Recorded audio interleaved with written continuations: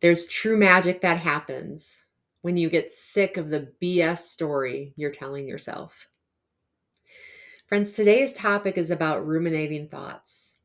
And for anyone who's watching today who's been in that headspace, I'm sure you can agree that it can get truly overwhelming and purely exhausting when you're in that rumination, those ruminating thoughts, especially if it's one that comes to you continuously day over day or in more frequency. So I wanted to take some time today and just share 5 of my key tips to help start breaking up those thoughts, not just in the moment, but for good, so that they lessen for the long term and we can take them from this loud noise that they might be to more of a silent whisper that you know how to deal with when they come in. And be sure to listen in until the end, where I'm going to share my personal favorite that has probably had the most profound impact for me throughout the years. But before I dive in too far, friends, if you're watching this video today and you in any way, shape, or form struggle with mental health or consistent, persistent, ruminating thoughts that seem to never go away, or depression, or severe anxiety, or suicidal ideations, get professional help.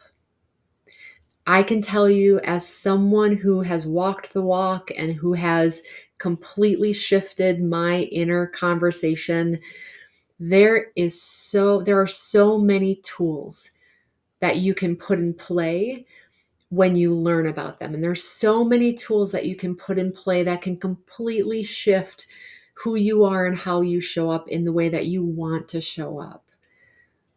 And the fact of the matter is, we're not meant to do life alone. We are meant to have people in our corner helping us through especially the hardest moments, but also being with us through the good moments. So, if you're in that space that you're finding yourself in the situation to say it's never going to end in my head, get help. If you can't find help, you message me. I'll help you find help. Whether it's a qualified therapist or psychotherapist or another doctor or a coach, find someone in your corner. All right, on that note, let's dive into number 1. So, when you're in that rumination and that ruminating thought, sometimes we just have to distract ourselves and do something completely different than what we're doing in the moment. Now, more often than not, I hear from clients that when they're in ruminating thought, they're usually sitting down in front of the TV or their computer or doing something else. If that's you, get up and do something. Oftentimes, just the physical activity of movement and moving around can stir up the thoughts and allow you to at least lessen, if not eliminate and distract that thought that's going on in your mind. Now, I'm not saying ignore it forever. However, if you're in a ruminating thought, it can be hard to get out of it. Whereas if you're looking at it to say, okay, I was having this ruminating thought, what do I need to do about it? It may be easier. So my point with that is sometimes you might want to come back to that ruminating thought later and saying, what triggered that? And what do I need to do to get the bottom of it so it doesn't keep coming back? So number 1, get active, do something different, distract yourself so that you can distract your thoughts. Number 2, friends, if your rumination is at all tied to self-doubt or insecurities or comparison in any way, ask yourself the question, where do I need and want to strengthen myself as a person? Fact of the matter is, if you're in self-doubt, there's a couple things that may be happening. You may just not be recognizing where you're good. Or it may be a new moment that you're moving into and it is different and it's causing this insecurity, and learning how to work through that comfort zone and break through that comfort zone, asking yourself how to make that more comfortable could help. Or it could simply be that you don't have enough knowledge, and just being honest to say, what do I need to learn on this one to help me be more comfortable and help lessen my self-doubt. Again, depending on where you're at, you may need different tools on this one, and you may need to shift the question ever so slightly. However, the bigger, broader question to just simply ask, where do I need and want to strengthen myself, could help with this one. I'm going to add one here. Um, Also, to what I pointed to before, asking yourself, where am I not giving myself enough credit? Where are you already good that you're losing sight of?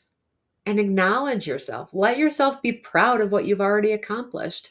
And let that be the propeller of what else you could accomplish. That's where the gold is. So, number 3,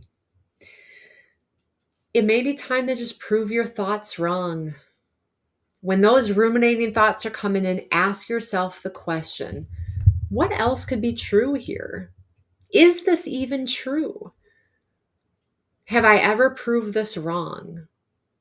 And in asking those questions, number 1, it's going to get you out of whatever current dialogue you're in, but it's also going to put you in the problem solving part of your brain, which is where I want you in that, asking yourself questions so that we solve the problem. So, number 3, prove yourself wrong. Number 4, guys, this one's big and it impacts so many things in life. And before I tell you, I think that one important piece is finding your right way. And it is learning mindfulness. Now, when I say learning mindfulness, my goal for all of you and all humans on the planet with this one is to just simply learn how to be in control of your mind. And from my perspective, the very best benefit of mindfulness or meditation is learning how to be in charge of what comes in, what stays, and what goes out. Because mindfulness and meditation is not about shutting off your thoughts, it's about being in control of them. And what happens is when we learn mindfulness and when you can close your eyes with that ruminating thought and say, we're staying over here right now. And when you can be in control of where your focus goes, it can be easier for you to break up with that rumination when it comes in. So learn how to be in control of your mind and your thoughts through something like mindfulness. And number 5, my very, very personal favorite. Anyone who knows me will tell you I'm an action girl. I love solving problems. I love getting to the heart of say, okay, what do we do about it? And I alluded to this one earlier. Anytime I'm having a repetitive, ruminating thought, the very first thing I ask myself, Jen, what do we need to do to solve the problem? How can we solve it? What needs to happen to fix it? And what can you do about it? And those questions are so automatic for me. Again, as I mentioned earlier, the benefit of going to that problem solving brain is either way, it's going to take your dialogue in a different direction.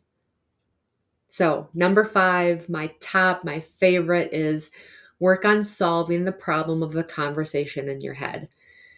And that may come with other things.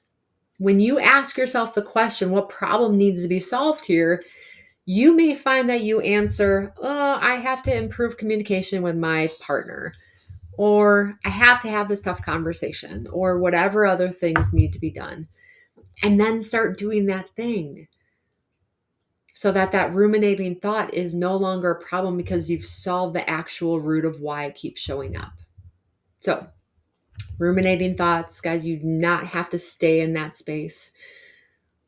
The bottom line is if you start asking yourself the right questions, you're going to start turning it around. So, as always, stay well, be well, and I'll see you back here tomorrow. Bye, guys.